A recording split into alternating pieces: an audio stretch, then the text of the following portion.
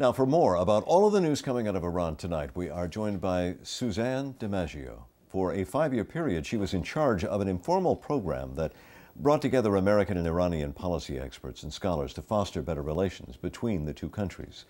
She has traveled extensively in Iran. Thank you very much for being with us. Pleasure to be here. Iran today accused the United States of what it classified as meddling. They actually said it was intensive meddling on the part of the U.S.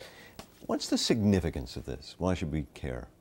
Well, I think, first of all, the leadership is not happy that President Obama came forward and said he's concerned about what has happened in Iran and its aftermath of the elections. So I think, first and foremost, that is what they're referring to.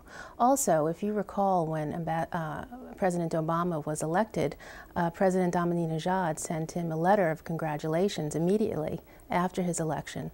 Obama has not done that, has not reciprocated. So I think it's also this lack of recognition of the re-election that has them upset. Mm-hmm.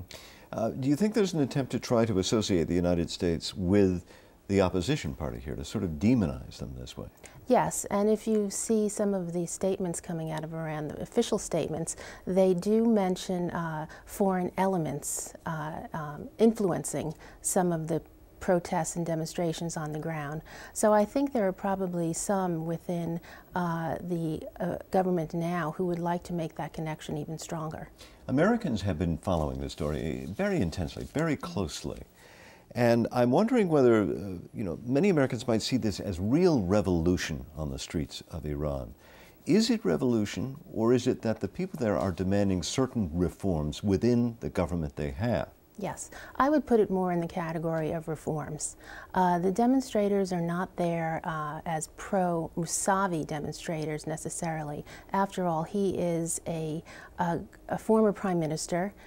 He's an old face of Iranian politics. He's not a new force.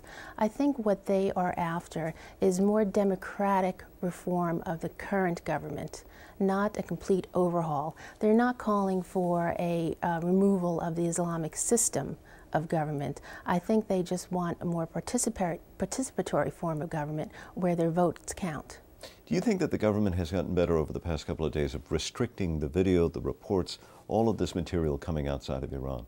Yes, they're certainly ratcheting up that effort. First, they are asking many of the foreign media representatives to leave. They're not renewing their visas, so that coverage is going to stop soon. Secondly, they have been cracking down on the network of the internet, Facebook, access to Twitter. So this is having some impact. How do you see this ending? How do you see this playing out?